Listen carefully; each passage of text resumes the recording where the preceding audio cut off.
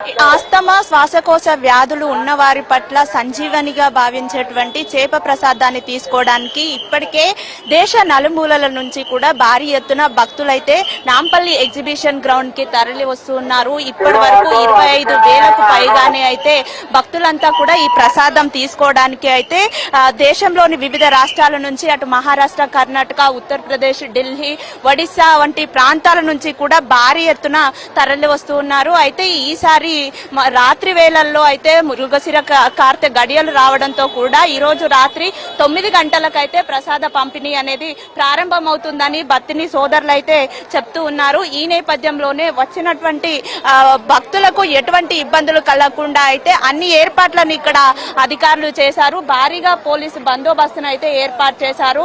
దాదాపు 1000 మంది పోలీసులు అయితే విడతల వారీగా అయితే ఇక్కడ విధుల్లో ఉంటూ వస్తున్నటువంటి భక్తులకు ఎటువంటి ఇబ్బందులు కలగకుండా అయితే అన్ని ఏర్పాట్లను చేశారు. ఇప్పటికే పోలీసు ఉన్నతాధికారులు కూడా ఇక్కడికి వచ్చి ఇక్కడ ఏర్పాట్లను అయితే పరిశీలించారు.